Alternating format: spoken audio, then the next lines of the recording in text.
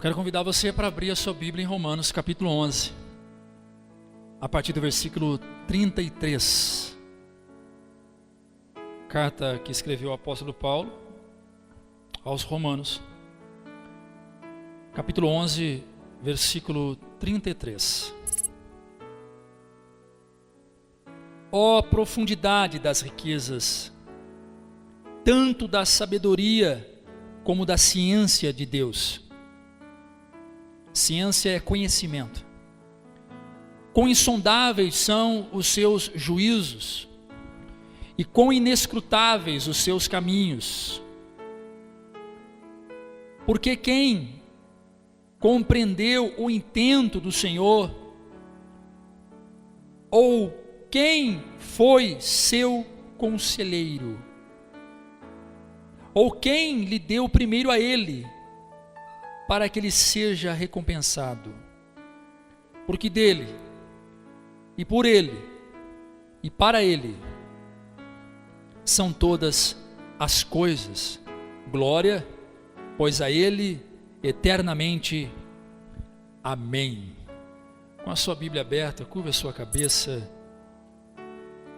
Pai, nós te louvamos pela bondade e misericórdia do Senhor, que cedeu a nós gratuitamente a sua palavra, o seu maná, que nos sustenta, que nos alinha com um propósito do céu, que nos edifica, que constrói em nós valores para usarmos nesta terra, Senhor, que hoje está dominada pelo pecado, dominado pelo mal.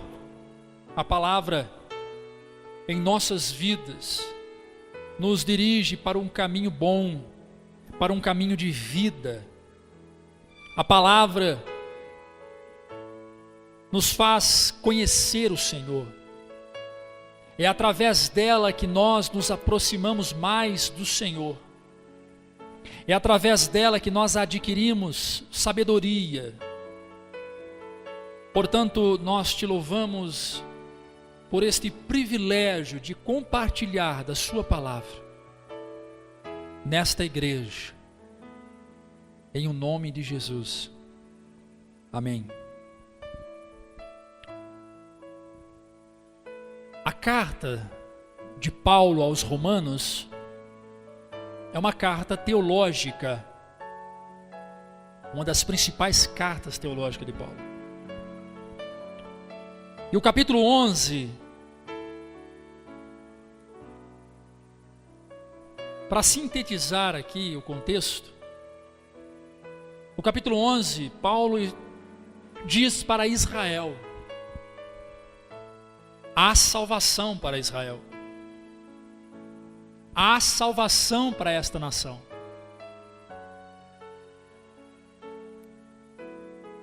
O povo de Israel, até aqui, muitos haviam se perdido em seus próprios caminhos.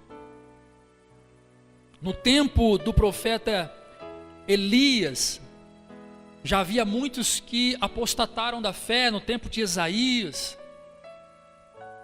Então, quando chega nesse tempo, Paulo vai lembrar a Israel dizendo: olha, a salvação está disponível para vocês. E ele começa o capítulo 11 dizendo assim: digo, pois, porventura rejeitou Deus o seu povo? De modo nenhum, porque também eu sou israelita, da descendência de Abraão, da tribo de Benjamim. Ou seja, Deus não me rejeitou, e Deus não rejeitará vocês também. Então o capítulo 11 trata do futuro de Israel. E quando nós chegamos no versículo 33, que foi os versículos que nós lemos, até o versículo 36, há um cântico de adoração, há uma oração, há um hino, há uma música, que há um louvor. E aqui ele vai exaltar quem é este Deus de Israel. E eu queria convidar você a conhecer um pouco mais esse Deus que você serve.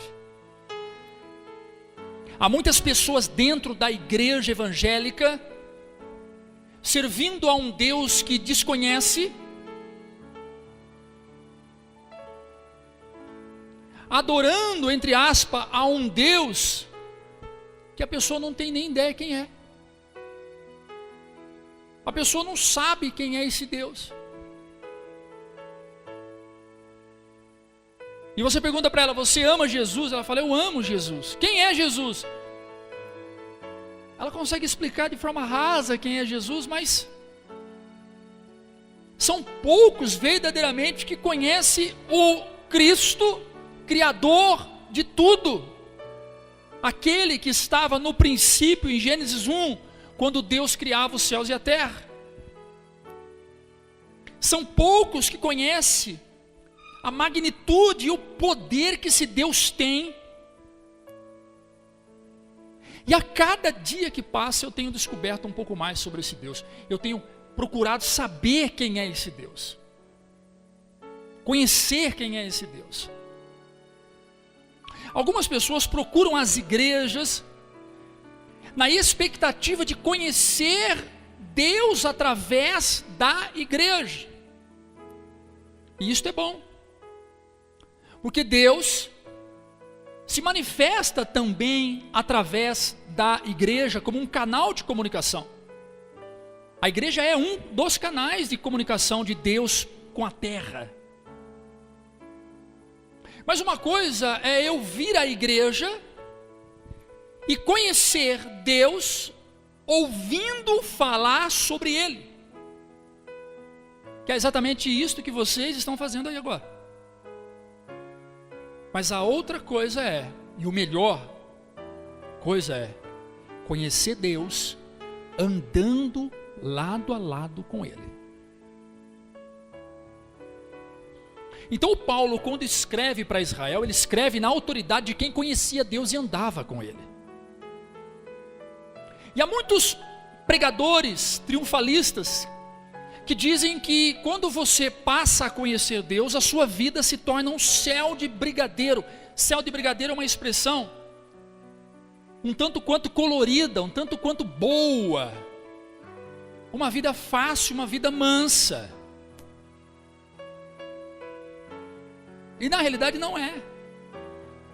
Porque quando você passa a conhecer Deus, cada vez que você se aprofunda mais em conhecer esse Deus, você vai descobrir que Ele se manifesta através da pessoa do Cristo, que é Deus, e este Cristo te convida a fazer algo nesta terra, não é lá no céu e nem no mundo espiritual, é nesta terra. Esse Cristo te convida a fazer algo nesta terra, que para mim e para você é um contrassenso. Ou seja, o que é senso? Senso é aquilo que eu e você temos por conhecimento comum, por realidade, por perspectiva.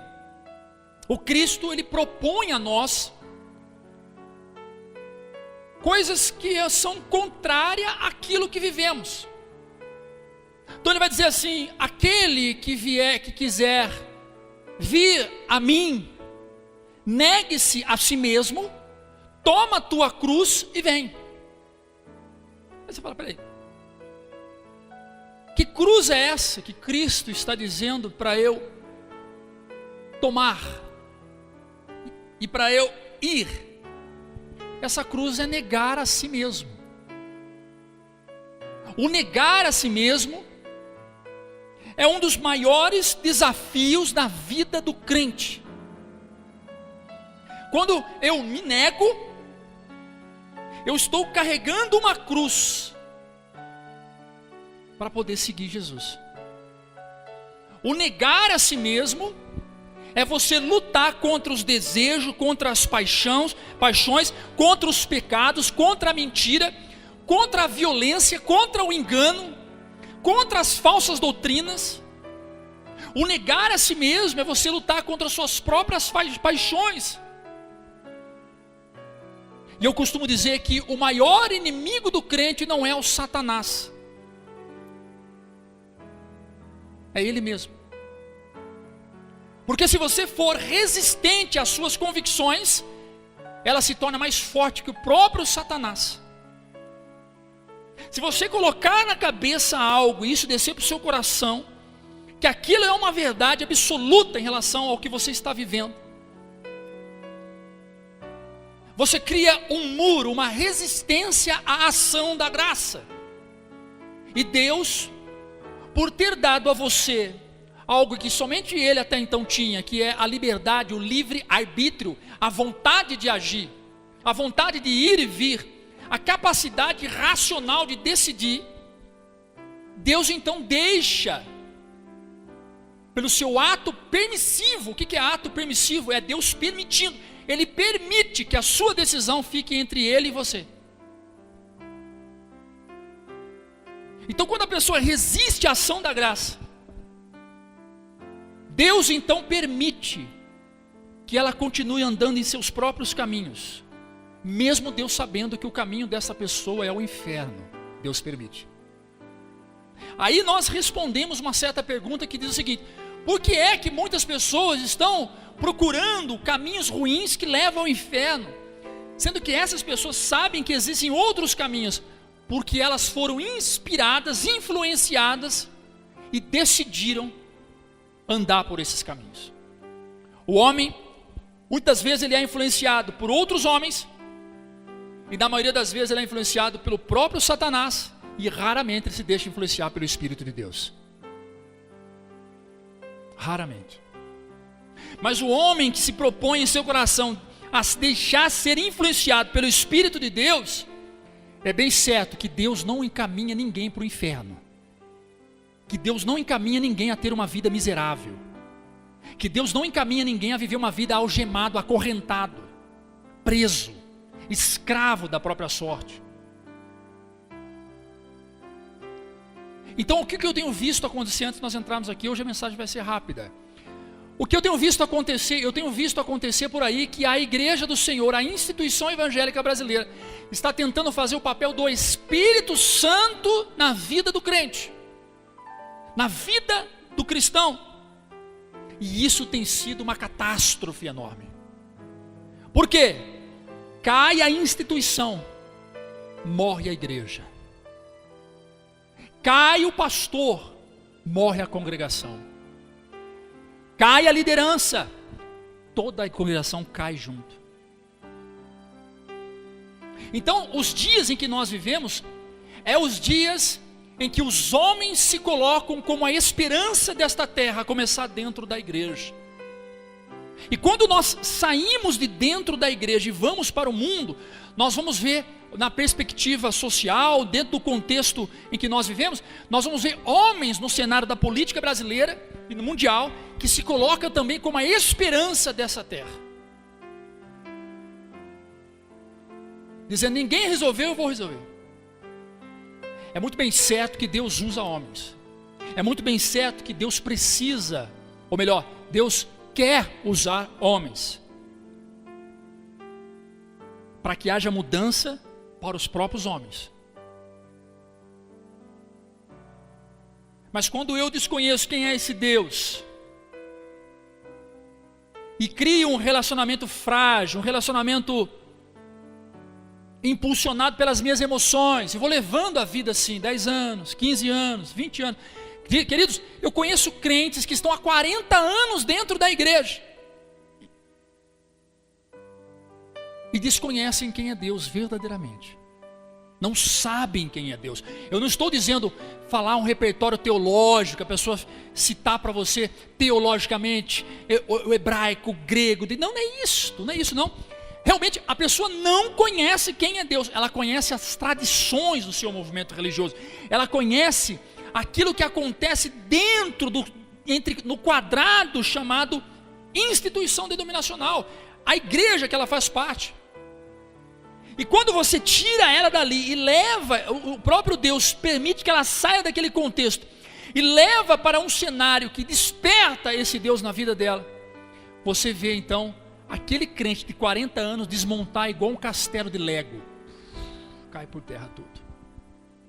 E a pessoa fala: caramba, vivi 40 anos numa determinada denominação, a vida inteira me dedicando, eu era obreiro, eu era pastor, eu era líder, eu era cantor, eu era isso, eu era aquilo, vivi a vida inteira nisso, todos os cultos, todas as reuniões, todos os eventos, todos os congressos, e hoje eu olho e eu falo, meu Deus, quanto tempo eu perdi sem te conhecer. Quanto tempo eu perdi sem saber quem tu és. Por quê? Porque as pessoas estão envolvidas, elas se completam com os seus cargos, com os seus ministérios, com as suas reuniões, com os seus eventos, com os seus movimentos, mas elas estão vazias de Deus, porque não conhecem Deus, porque não sabem quem é Deus. Me perguntaram essa semana, por que eu não gosto de espetáculo e shows? Porque eu disse que espetáculos e shows atraem pessoas, somente a adoração atrai Jesus. Espetáculos e show atrai pessoas, somente a adoração atrai Jesus, atrai a presença do Espírito Santo. Você é contra espetáculos e show? Eu não sou contra, mas você quer fazer espetáculo e show? Pode fazer.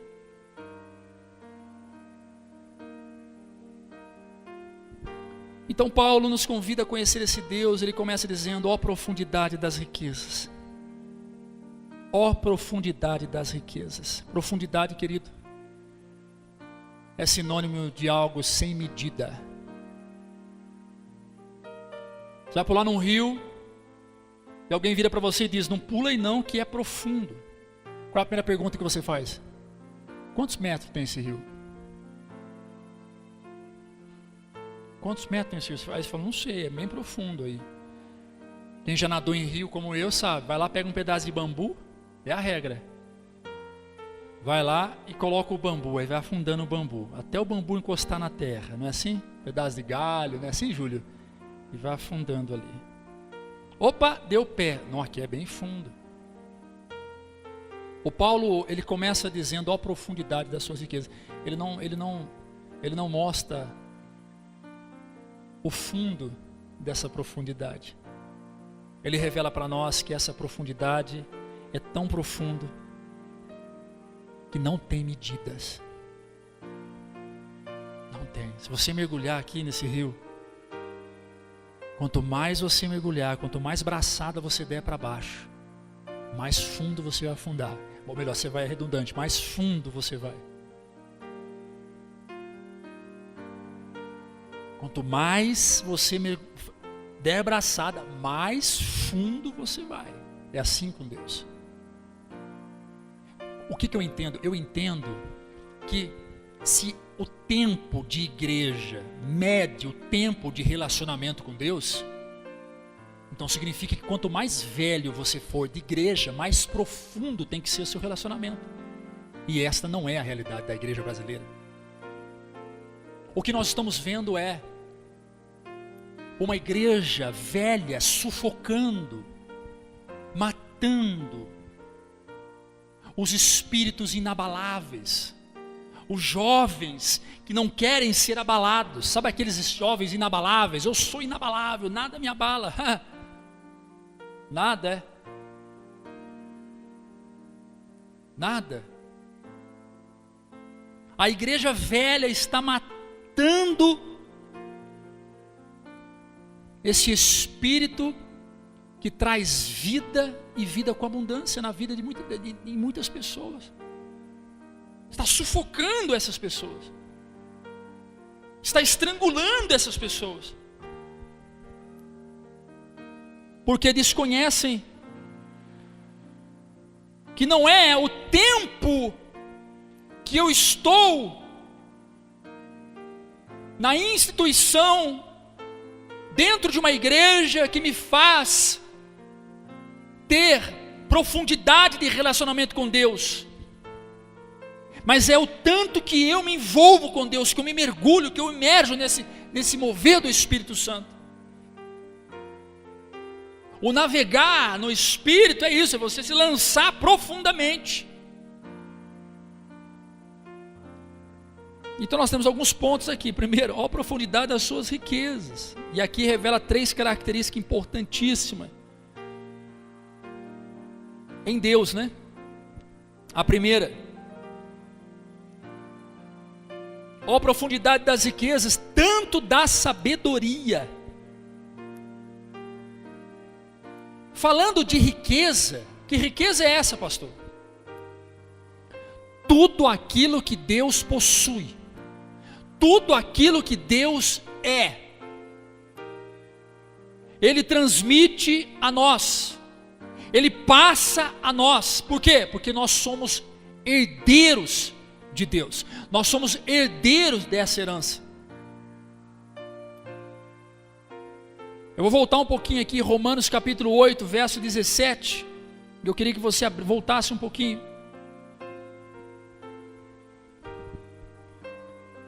E o Paulo vai dizer: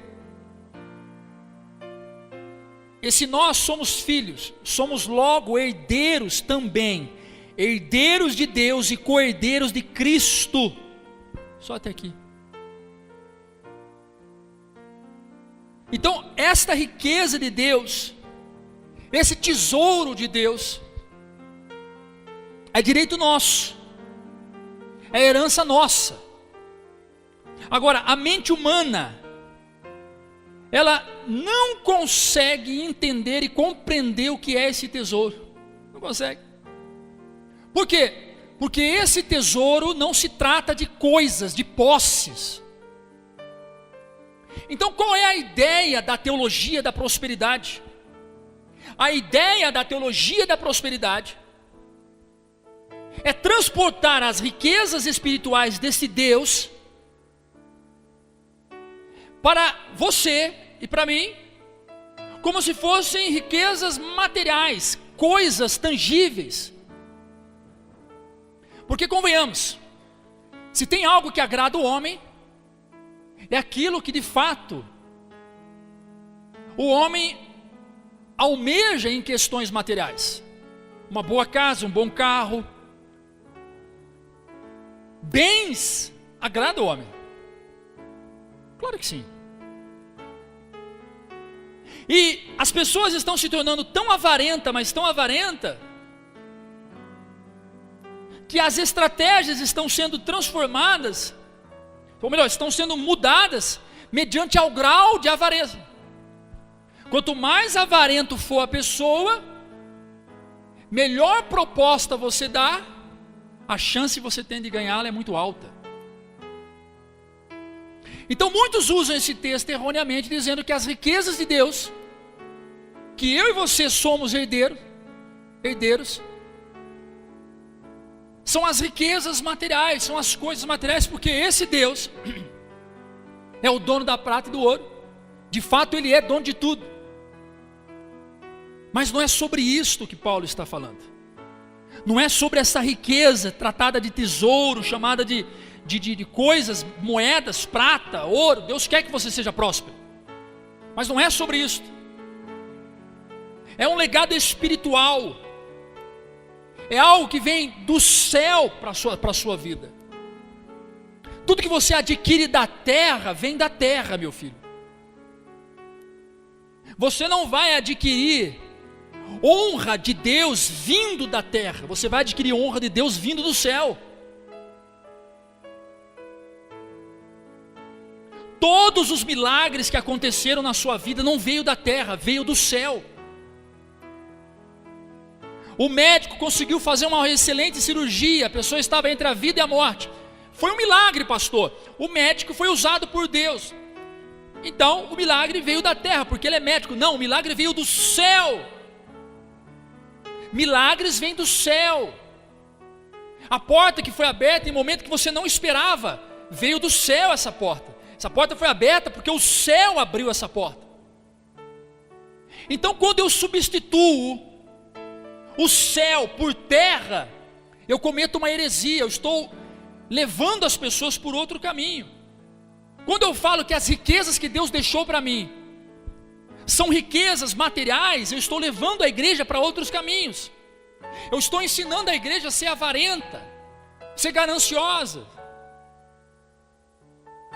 E a ideia é esta, a ideia central do movimento que propaga a prosperidade a todo custo é esta: é fazer você acreditar que frequentando a igreja, estando aqui todos os cultos, participando das campanhas, dando todo o seu dinheiro, dando a roupa do corpo, Deus vai te prosperar. Não vai. Deus não vai te prosperar. Porque o coração de quem faz isso não está em Deus, está nas coisas.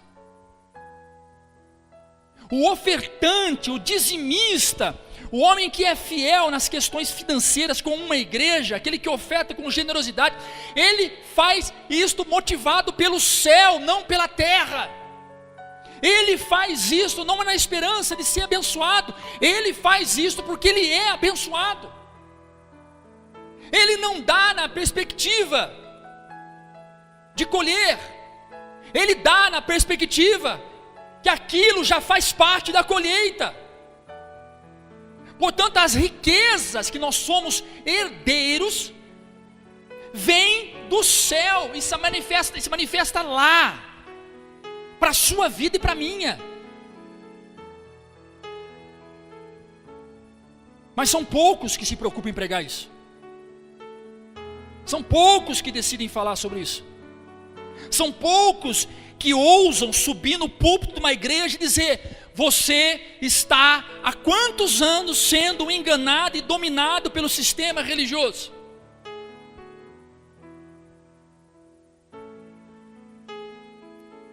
Por quê? Porque desconhecem a Deus. Então, quando um pastor, um crente, decide falar quem é Deus, ele não pode omitir aquilo que Deus é capaz de fazer.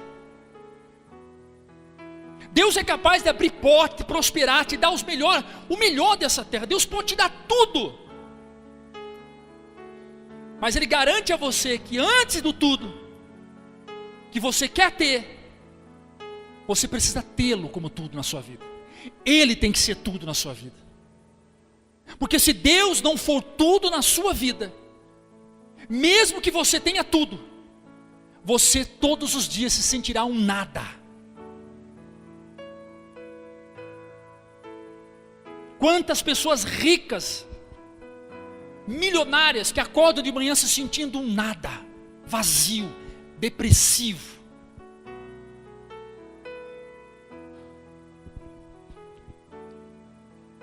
O Paulo escreve aos Efésios, você não precisa abrir, no capítulo 3, verso 8. Embora eu seja o menor dos menores dentre todos os santos, foi-me concedida esta graça de anunciar aos gentios as insondáveis riquezas de Cristo. Em Efésios, Paulo fala das insondáveis riquezas de Cristo, mas em Filipenses ele fala das gloriosas riquezas de Cristo.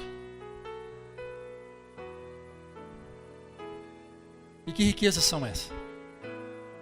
A riqueza da transformação de vida, a riqueza do relacionamento com Deus, as riquezas daquilo que é Deus, daquilo que Deus é capaz de fazer. Quem conhece Deus verdadeiramente não se preocupa se Ele vai dar o milagre, se o milagre vai acontecer ou não. Não se preocupa se as coisas estão dando certo ou estão dando erradas. Quem conhece Deus verdadeiramente se preocupa com Deus, se preocupa com Ele, com Deus. E aí eu vejo discursos de pessoas dizendo o seguinte: eu sirvo a Deus e nada acontece na minha vida, Deus não faz nada para mim, Deus não abre porta, Deus não tem feito nada para mim.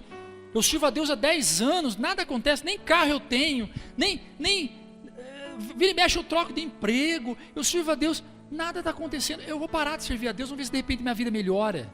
Eu já ouvi pessoas falarem isso. Eu vou ver se eu trocar de religião, vou virar um ateu, vou sair da igreja, de repente minha vida melhora. E eu tenho alguns testemunhos de pessoas dizendo o seguinte: quando eu parei de ir para a igreja, minha vida melhorou. Quando eu deixei de servir esse Deus dos crentes, a minha vida melhorou.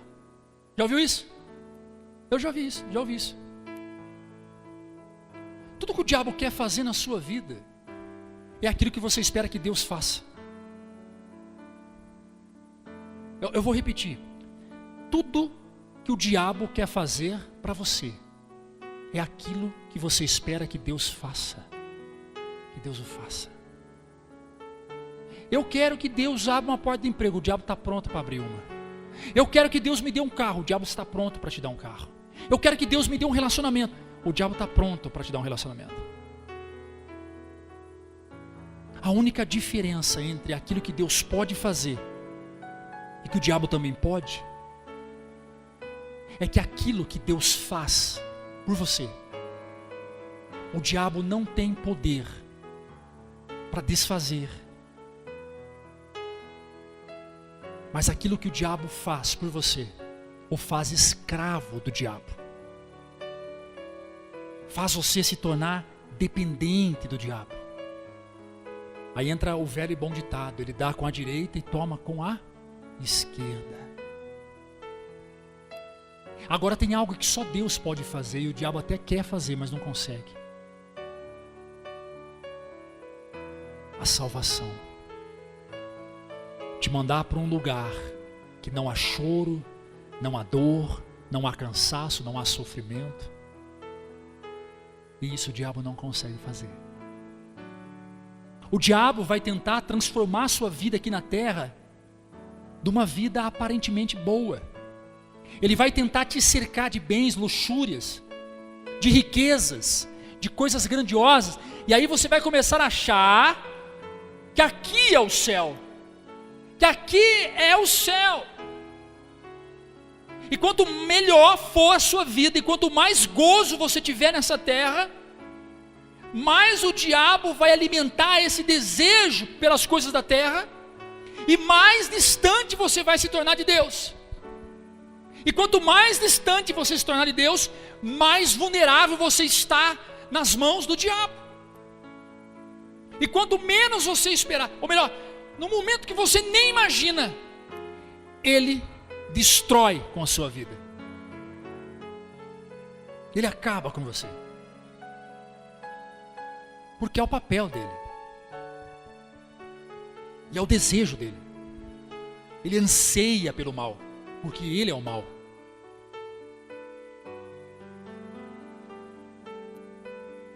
As grandes riquezas que eu herdei de Deus é isso, é saber que a minha vida, por mais difícil que esteja, depende das coisas que vêm do céu, é de lá. Entristece o coração de um pastor quando ele vê metade da igreja que está em casa assistindo o Fantástico, ficou em casa assistindo o Fantástico. Entristece. Mas o pastor que conhece a Deus pode dormir triste, mas no dia seguinte acorda sorrindo, na expectativa que esse cenário possa mudar a qualquer momento, que as pessoas se despertem a conhecer a Deus. Entristece de repente você que é pai, você que é mãe, não vê o teu filho aqui, a tua filha, não vê o teu marido, a tua esposa. Você pode até ir embora para casa agora, triste, mas você conhece a Deus e você tem esperança que amanhã você possa vir a se alegrar na transformação desse parente, desse ente querido seu. Por quê?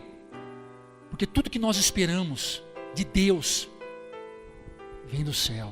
Posso ouvir um amém? Aleluia. Então ele fala das riquezas, ó profundidade das riquezas, tanto da sabedoria. Essa sabedoria você só consegue através de Cristo. Essa sabedoria não vem de livros. Essa sabedoria não vem de seminários, de congressos, de ficar sentado na frente de um computador o dia inteiro, de ler inúmeras enciclopédias, de escutar centenas e centenas de pregadores, de renomes, seja lá quem for. Essa sabedoria, ela vem de Cristo, ela vem da pessoa de Jesus. Eu quero convidar você para abrir a palavra em Coríntios.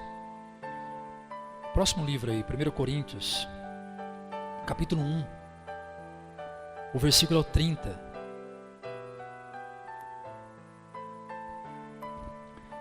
Mas vós sois dele, em Jesus Cristo, o qual para nós foi feito por Deus sabedoria, justiça, santificação e redenção. A sabedoria vem só através de Cristo. Quando eu procuro conhecer as riquezas desse Cristo, eu me torno sábio. É muito bom ser elogiado. Isso mexe com o nosso ego, né?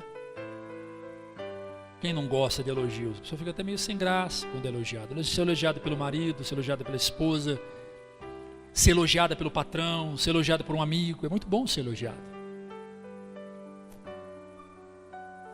O elogio que Deus dá ao homem é fazer o homem sábio. Porque quando eu me torno uma pessoa sábia, eu me torno segundo a imagem e semelhança desse Deus. E o homem sábio, ele tem virtudes que não são terrenas. O homem e mulher sábia tem virtudes que não partem daqui da terra. Ele não aprendeu numa academia, em uma faculdade. O homem sábio, a mulher sábia, foi instruída por um corpo pedagógico, espiritual. Aquele discernimento que ele tem sobre tudo que acontece em sua volta, não veio pelos fios de cabelos brancos, mas veio pelos joelhos acalejados, veio pelas suas orações chorosas, veio pela sua voz rouca nos cânticos dos cânticos.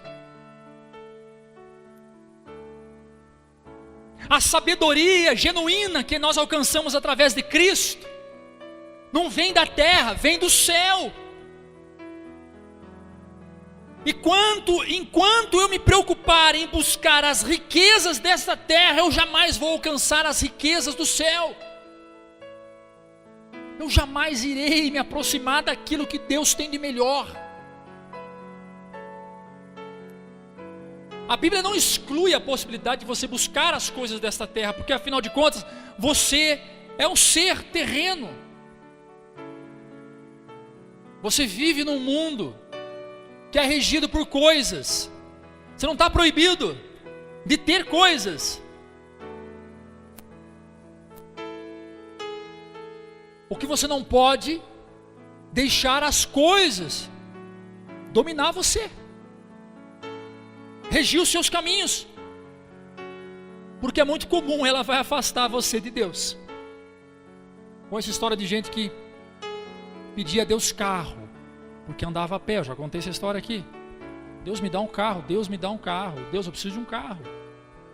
E enquanto ela estava a pé, ela vinha em todos os cultos, ela ia em todos os cultos em sua igreja, andava quilômetros a pé,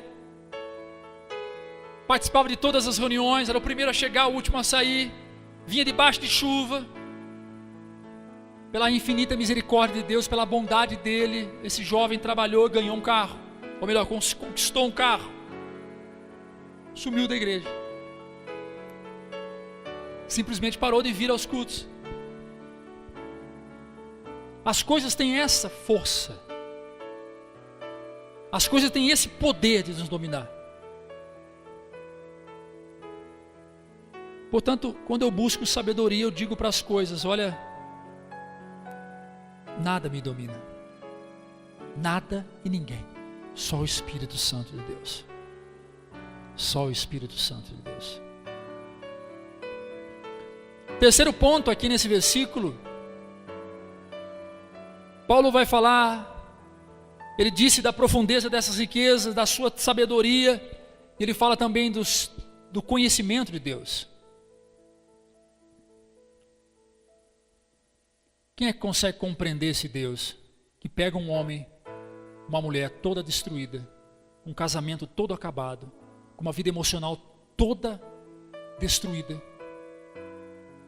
pega um homem que ninguém dava nada para ele, desacreditado na sociedade, outrora foi um bandido, outrora cometeu um crime, outrora prejudicou pessoas, roubou, enganou, fez tudo quanto é coisa que realmente a sociedade aplica um descrédito E aí vem Deus e muda a vida desse homem e dessa mulher. Transforma a vida dessa pessoa. Que mente humana consegue compreender isso? Tenta explicar para mim o porquê disso. Alguém que para você foi o algoz, prejudicou você, roubou você, atingiu um dos seus filhos, feriu você, prejudicou intensamente e ainda prejudica. E agora você ouve alguém dizer que este alguém que te prejudicou se tornou um ministro de adoração, de louvor, se tornou um pregador da palavra, cumpriu a pena dele na cadeia, quem sabe, num presídio, e agora está solto, membro de uma pequena igreja, com uma vida totalmente diferente daquela que ele vivia. Eu te pergunto, quem em sã consciência consegue compreender esta mudança? Por isso eu já vi e já ouvi pessoas dizer, mudou nada, isso é uma estratégia. Virou crente só para fugir do PCC. Só para fugir do comando. Não mudou de vida não. Já viu isso? De fato, Deus faz isso. Deus pega uma prostituta e faz dela mãe de filhos. Deus pega um cachaceiro caído, uma vida toda destruída por causa da cachaça. O homem perdeu o casamento, o homem perdeu filhos, o homem perdeu bens, o homem perdeu a dignidade. Deus pega esse homem e faz dele um homem honrado diante da sociedade. Deus levanta, Deus exalta, Deus faz isso. Que mente humana consegue compreender isso? Deus pega o mais ignorante, o mais miserável que você possa imaginar, e faz desta pessoa um homem, uma mulher próspera. Faz dessa pessoa um homem honrado, um homem cheio de alegria, cheio de ânimo. E se você perguntar para essa pessoa o que você mais quer para a sua vida, sabe o que ela vai dizer? Eu quero é Deus. O que você quer? Eu quero é Deus. Não importa o que será de mim, eu quero é Deus. Não importa o que será de mim, eu quero é Deus. Quem conhece as riquezas e as profundidades de Deus quer Deus. Não quer coisas, quer Deus.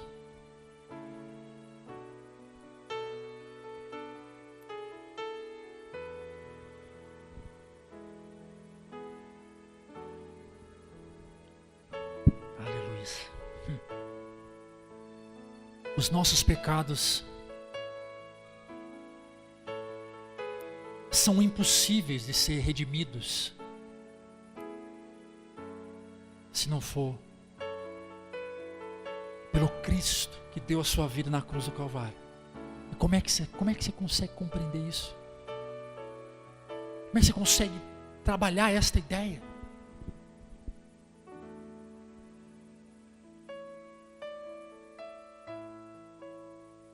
Ele está dizendo, eu te dou este conhecimento, eu te ajudo a você a entender melhor isso tudo. O que me assusta é ver esse monte de crente dentro da igreja, sem entender esta profundidade desse Deus que ama verdadeiramente. Homens e mulheres que são dominadas pelos sistemas, são bonecos de fantoche na mão de líderes, na mão de pastores. São bichinhos de estimação de pastores.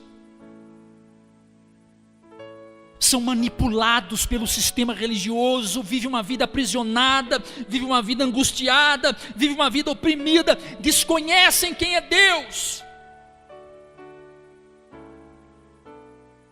E se gabam, enchem os seus peitos como os pavões. Quando falam dos seus pastores, quando falam dos seus apóstolos, quando falam dos seus líderes.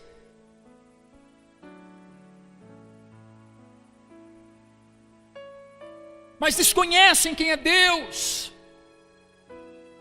Falam com tanto zelo da sua igreja, que a sua igreja é a mais bonita da cidade, que a sua igreja é mais encantadora, que a sua igreja é maravilhosa, que a sua igreja tem tudo que um jovem precisa, desde os departamentos aos ministérios, à liderança. Lá você se completa, lá você se acha, lá você se encontra, mas falam pouco desse Deus, porque não conhecem esse Deus, não sabem quem é esse Deus verdadeiramente.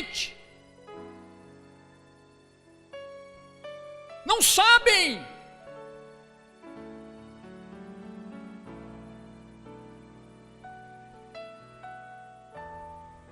Não sabem. E não se assuste se você começar a ver a partir de hoje um monte de crente entrando por aquela porta desta igreja aqui. Não se assustem.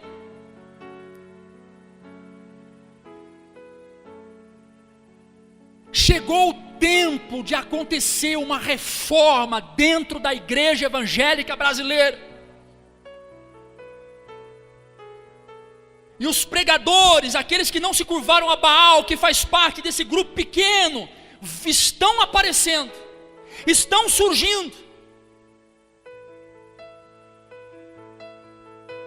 Pregadores que combatem o sistema, que combatem a Gomorra, a Sodoma, que falam das riquezas que vêm do céu, que não falam das riquezas que vêm da terra.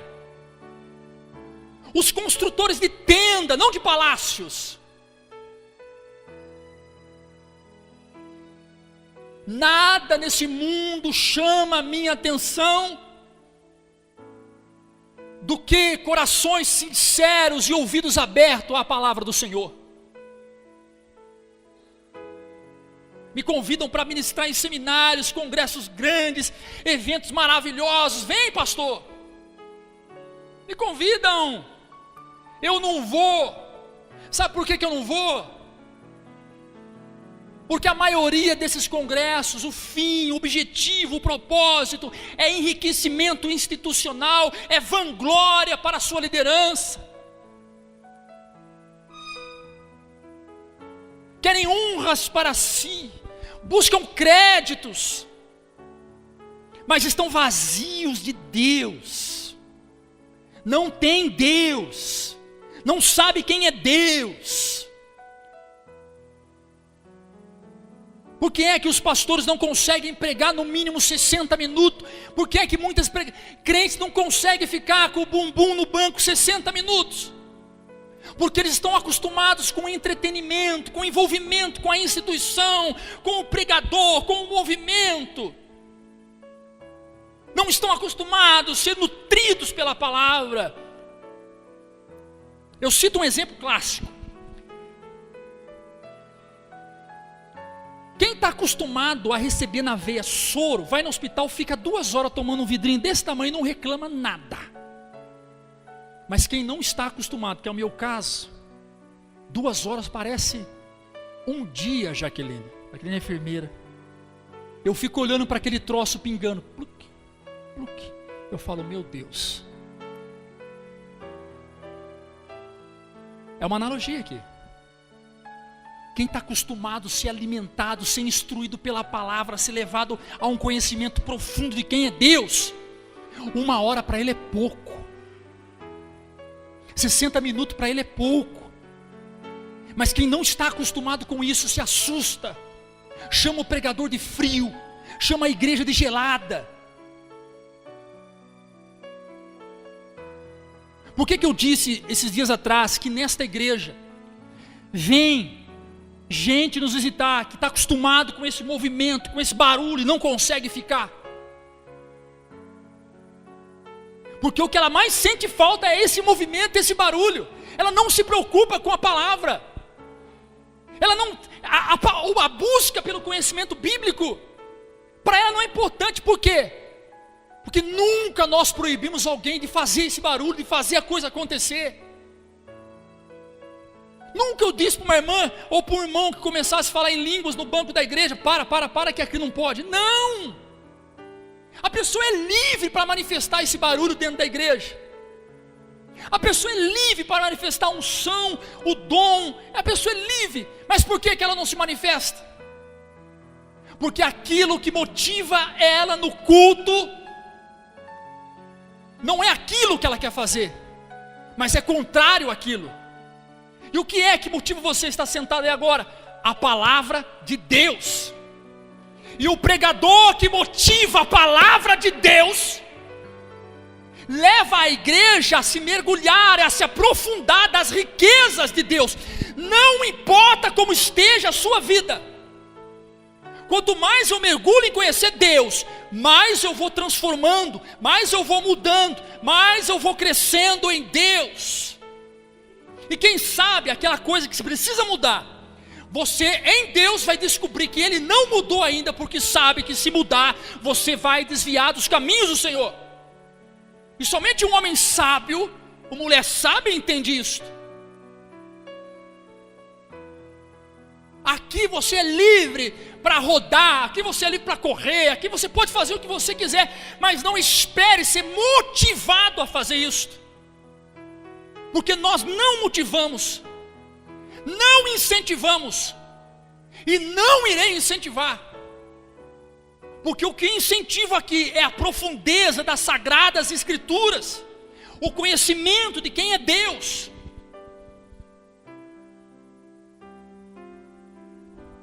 Insondáveis são os seus juízos. Paulo está dizendo, quem é que pode sondar Deus? Quem é que pode sondar aquilo que Deus faz? Aquilo que Deus é capaz de fazer? Nós não temos capacidade intelectual para isto. Nós não temos uma mente capaz de julgar as decisões de Deus. Não é? E aí ele continua dizendo, quão inescrutáveis são os seus caminhos. Tem um teólogo chamado Thomas Robertson. Ele vai dizer, alguns dos caminhos de Deus Ele deixou as claras para nós, outros caminhos estão acima de nós. Ou seja, não adianta discutir com Deus, querer pôr Deus à prova, querer desafiar Deus, querer questionar Deus. Por que Deus? Por que Deus? Por que Deus? Por que Deus? Querer se queixar contra Deus. Vem cá Deus, senta aqui no banco dos réus. O Senhor é culpado de eu estar vivendo assim, como Noemi fez. O Senhor transformou a minha vida em amargura. A partir de agora meu nome não é mais Noemi, o meu nome é Mara, porque amarga agora está a minha vida, porque o Senhor fez minha vida se tornar amarga. Que negócio é esse? O que é que você está achando que você é? Para discutir comigo, diz o Senhor. É o que Ele vai falar para Jó. O Jó vai discutir com Deus. Capítulo 10, verso 1 de Jó diz, minha vida só me dá desgosto, por isso darei vazão à minha queixa, e da minha alma amargurada vou me expressar. Ou seja, agora o Senhor vai me ouvir, porque eu estou cansado de levar essa vida que eu estou levando, e eu tenho certeza que tem influência sua. Vem cá, eu vou reclamar, eu não quero mais saber.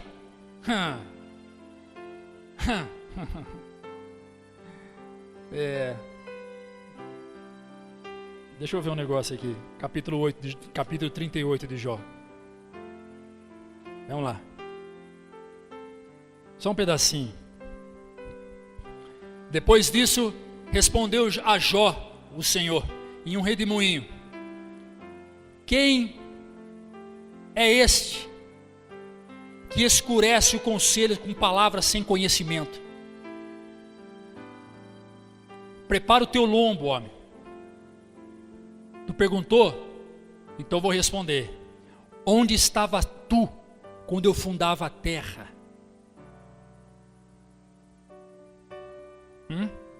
Para aqui já. Está reclamando, é? De mim? Você está julgando as minhas ações? Você está discutindo as minhas atitudes? Onde é que você estava quando eu formei a terra? Onde é que você estava, Jó? Onde estava tu quando eu fundava a terra? Por acaso, Jó, quem lhe pôs as medidas? Tu sabes? Aqui ele começa uma série de questionamento para Jó. Tu é barro, Jó. Barro não discute com oleiro. Barro não discute com oleiro, Jó.